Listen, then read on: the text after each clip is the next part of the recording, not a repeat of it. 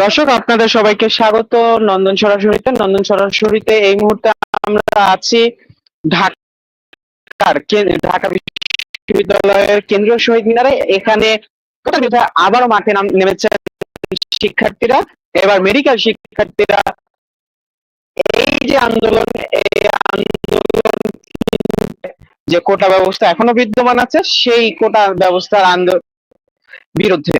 অর্থাৎ আপনাদের যদি জানি, আমরা সবাই জানি যে গত বছর জুন মাসে জুন থেকে জুলাইয়ের মাঝে একটি কোটার বিরুদ্ধে একটি আন্দোলন শুরু হয়, যেটি পরবর্তীতে বিরুদ্ধে আন্দোলনের রূপ নেয় এবং গণ অভ্যুত্থানের 17 বছরের ফ্যাসিস্ট আওয়ামী লীগ সরকারের পতন, শেখ হাসিনা দেশ ছেড়ে পালান। তারপর সেখানে অনেক ঘটনা ঘটে।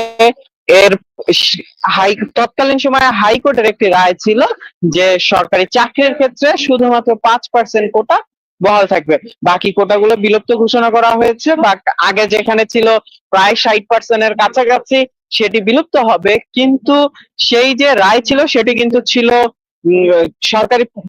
সরকারি চাকরির ক্ষেত্রে।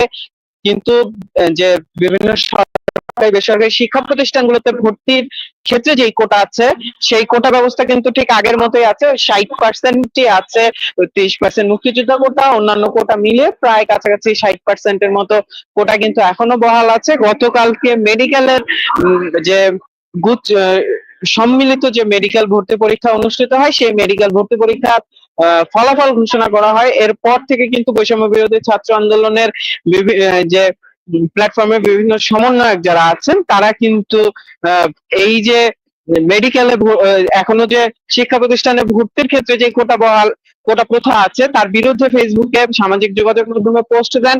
তার প্রেক্ষিতেই কিন্তু এখন কেন্দ্রীয় শহীদ মিনারে আমরা দেখছি যে মেডিকেল শিক্ষার্থী যারা আছেন তারা এখানে অবস্থান নিয়েছেন। তারা যে তাদের দাবি যে সর্বক্ষেত্রে কোটা বিলুপ্ত করতে হবে, কোটা পদ্ধতি সর্বক্ষেত্রে বিলুপ্ত করতে হবে, শুধুমাত্র সরকারি চাকরির ক্ষেত্রে না, সর্বক্ষেত্রে বিলুপ্ত করতে হবে।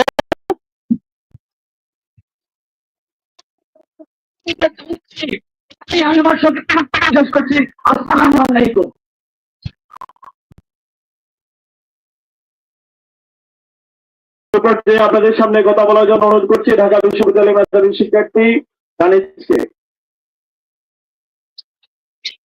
সংগ্রামী ছাত্র জনতা, আপনারা দেখেছেন গতকাল মেডিকেল ভর্তি পরীক্ষায় অযৌক্তিক কোটার জয়জয়কার।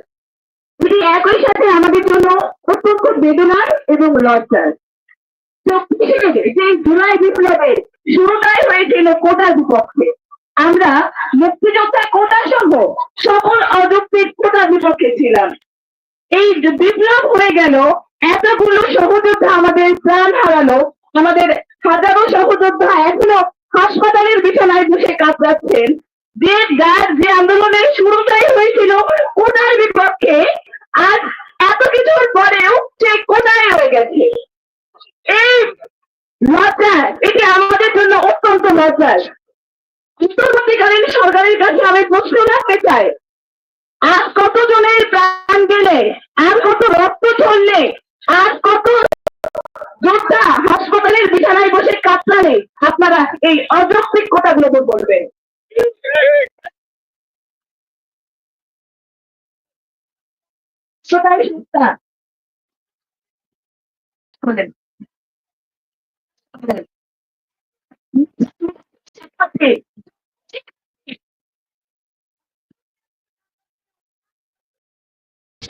কোটার বলে, নানা দাদার কোটার বলে এবং অযৌক্তিক পোষ্য কোটার বলে 40-42 নাম্বার পেয়ে সেই শিক্ষার্থীগুলো চান্স পেয়ে যাচ্ছে। এই বৈষম্যটি আদৌ আমরা মানতে পারি বলেন? এই বৈষম্য কোনোভাবেই মেনে নেওয়া যায় না। আমরা চাই অতি দ্রুততম সময়ের মধ্যে এই সকল অযৌক্তিক কোটা নির্মূল করা হোক। আমরা একটি সুন্দর জাতি চাই, সেই জাতি আমরা গড়তে চাই মেধার ভিত্তিতে, যোগ্যতার ভিত্তিতে, কোন কোটার ভিত্তিতে নয়। অযোগ্য ব্যক্তিদের আপনারা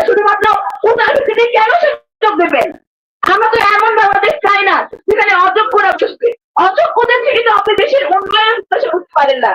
যোগ্য জায়গায় যদি যোগ্য ব্যক্তিকে আপনারা না বসান, কি করে সামগ্রিক ভাবে দেশের উন্নয়ন ঘটবে? আমরা দেশের কল্যাণ চাই, আমরা দেশের অগ্রগতি চাই, আমরা চাই এই বাংলাদেশ যেন বিশ্বের বুকে মাথা উঁচু করে দাঁড়াতে পারে। আপনারা সেই সুযোগটা আমাদের দেন, যোগ্যদের সুযোগ দেন, মেধাবীদের সুযোগ দেন।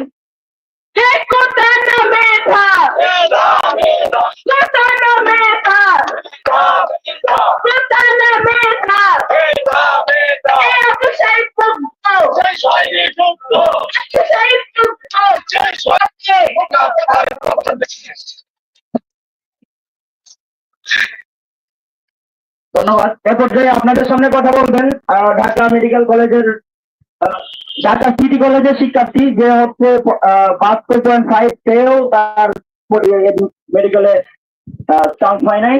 সে আপনাদের সামনে তার যে স্কোপ, তার যে পরিশ্রম, তার যে সেটার কথা বলবে।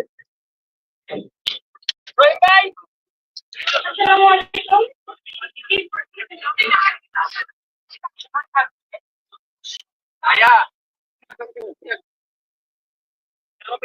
এখন আমি চাইছি অনেকে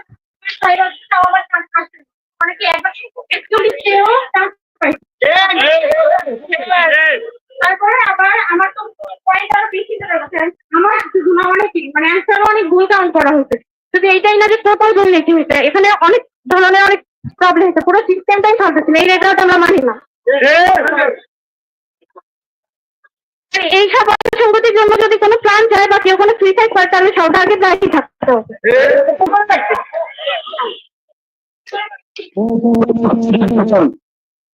আজকের নতুন বাংলাদেশে নতুন যে কথা আমরা দেখতে পাচ্ছি, এটা খুবই লজ্জাজনক।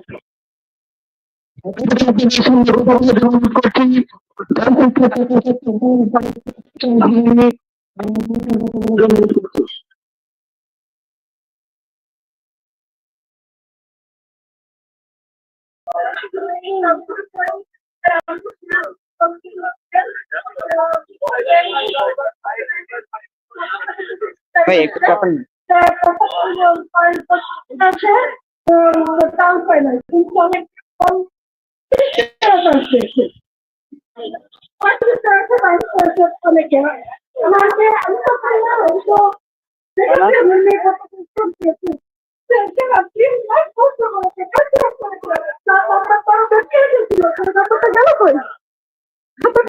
সঠিকভাবে কাউন্ট করা হয় নাই, কোনো কিছু সঠিক হয় নাই, এটা মেনে নিতে পারছি না। তাই আপনাদের কাছে অনুরোধ, আপনারা এটা কি করেন এবং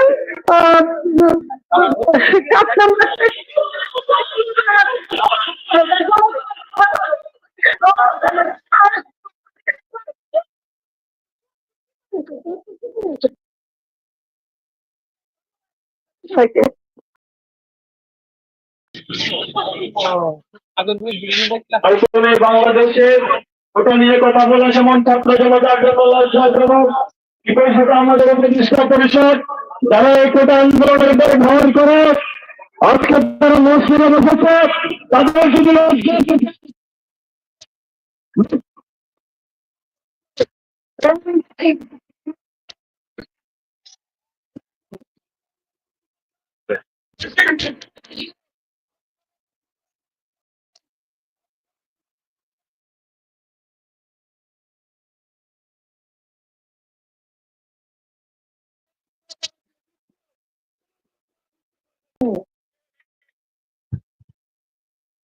যদি আপনাদের সামনে কথা বলার জন্য অনুরোধ করছি মেডিকেলের শিক্ষার্থী আপনার হাবিব মুক্তাকে।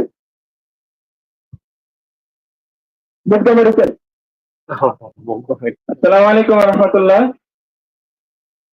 আমি আদনান হামিম, মুক্তা মেডিকেল কলেজে ৫ম বর্ষের শিক্ষার্থী। তো আপনারা সবাই শুনেছেন, আমাদের ভাইয়েরা আপুরা অনেক কথাই বলেছেন। তো আমার কাছে যেটা মনে হয়, এটা পরিকল্পিতভাবে বাংলাদেশ এবং ইন্ডিয়ার মধ্যে একটা যুদ্ধ। কারণ বাংলাদেশের শিক্ষা ব্যবস্থা, বাংলাদেশের চিকিৎসা ব্যবস্থা বিশেষভাবে চিকিৎসা ব্যবস্থাকে দুর্বল করে দেওয়ার এটা একটা ষড়যন্ত্র। আমাদের দেশের সাধারণ মানুষকে এমনিতেই চিকিৎসার ক্ষেত্রে ইন্ডিয়ামুখী করা একটা বিষয় আমরা দেখতে পাচ্ছি। সেই ক্ষেত্রে যদি একজন মানুষ 40-41 পেয়ে চান্স পায় সেখানে একজন 73-74 পেয়েও চান্স পাচ্ছে না, এরকম অনেক শিক্ষার্থী আছে। বিশেষভাবে সেকেন্ড টাইমে অনেকে আছে 76-77 পেয়েছে কিন্তু তারা সুযোগ পায় নাই। তো সেক্ষেত্রে আমার মনে হয় যে এটা একটা পরিকল্পিত বিষয় এবং আমরা এটার জন্য জবাব চাই এবং এটার সাথে যারা জড়িত আমরা অবশ্যই চাই যে আমাদের এটা যেন সমাধান করে দেওয়া হয়। আসসালামু আলাইকুম। এরপর যে আপনাদের সামনে কথা বলার জন্য অনুরোধ করছি ফরওয়ার্ড মেডিকেলের শিক্ষার্থী ইকবাল হোসেন ভাইকে। আসসালামু আলাইকুম। 2024-25 মেডিকেল ভর্তি পরীক্ষার রেজাল্ট আমরা দেখতে পেলাম মুক্তিযোদ্ধা কোটায় 5% শিক্ষার্থীকে চান্স দেওয়া হবে। এবং এই মুক্তিযোদ্ধা কোটা আমরা যতটুকু জানি স্যার আমাদেরকে বুঝিয়েছিল যে এই মুক্তিযোদ্ধা কোটা হচ্ছে মূলত মুক্তিযোদ্ধার সন্তানদের। কিন্তু এখন যারা এই মুক্তিযোদ্ধা কোটা পাচ্ছে আমার তাদের কাছে প্রশ্ন যে আপনারা কি মুক্তিযোদ্ধার সন্তান নাকি মুক্তিযোদ্ধার তৃতীয় অথবা চতুর্থ প্রজন্ম? যদি তৃতীয় অথবা চতুর্থ প্রজন্ম হন আপনারা কি এমন কোন সুযোগ সুবিধা আছে যেটা আপনারা পাননি আমরা বাকি মেধাবী শিক্ষার্থীরা পেয়েছি? অবশ্যই না। আপনারা সকল প্রকার সুযোগ সুবিধা পেয়েছেন, আমরা বাকিরাও পেয়েছি। সুতরাং আপনাদেরকে এই জায়গায় আসতে হলে মেধা দিয়ে যোগ্যতা দিয়ে নিজেকে প্রমাণ করে আসতে হবে। এছাড়া কোনো চাটুকরিতা দালালি করে আসার এখানে কোনো সুযোগ নেই। আর বিগত স্বৈরাচার আমরা জানি এইসব কোটা সিস্টেম দ্বারা মূলত তথাকথিত মুক্তিযোদ্ধার নামে তাদের দালালদেরকে বিভিন্ন শিক্ষা প্রতিষ্ঠানে প্রবেশ করিয়েছে এবং ওই দালালরা ওই স্বৈরাচারের নেতাদের পা থেকে শিক্ষা প্রতিষ্ঠান নিজেদের আধিপত্য ধরে গেছে। কিন্তু এখন ওই স্বৈরাচার পালিয়ে গেছে। ওই স্বৈরাচারের যে অনুসারীরা এখনো আমাদের অফিস আদালতগুলোতে বসে আছে এবং বসে থেকে ভাবতেছে তাদের ওই কার্যক্রম তারা পুনরায় চালিয়ে যাবে এবং তাদের দালালকে আবার প্রবেশ করাবে। ওই অযোগ্য লোকদেরকে মেডিকেল শিক্ষা ব্যবস্থা, বুয়েট শিক্ষা ব্যবস্থা সহ পাবলিক বিশ্ববিদ্যালয়গুলোতে প্রবেশ করিয়ে তাদের যে স্বার্থ সেটা হাসিল করে যাবে। তাদেরকে আমরা বলতে চাই আপনাদের স্বৈরাচার মাথা পালিয়ে গেছে, আপনাদেরকেও পালিয়ে যেতে হবে। মনে রাখবেন আপনারা যদি আমাদের এই প্রজন্মের জেনজির ভাষা বুঝতে না পারেন আমি প্রতিষ্ঠা পরিষদকে অনুরোধ করবো এই স্বৈরাচার দোষকদেরকে ছুড়ে ফেলুন, ওই অফিস থেকে এই স্বৈরাচার দোষকদেরকে ছুড়ে ফেলুন অথবা এদেরকে এমন পর্যবেক্ষণ নিয়ে আসেন যেন এরা কোনরূপ এই দালালি করতে না পারে। যদি এরা এরপর করে যায়, যদি এরা এই ফলাফল বাতিল করে কোনো নিরীক্ষণ না করে এবং এই কোটা পদ্ধতি বাতিল না করে তাহলে আমাদের এই জেএনজি তাদেরকে ওই অফিস থেকে ছুটে ফেলতে দ্বিতীয়বার ভাববে না। এই পর্যায়ে কথা বলার জন্য অনুরোধ করছি মুগ্ধা মেডিকেলের শিক্ষার্থী তাসনুভা খান ঐশীকে।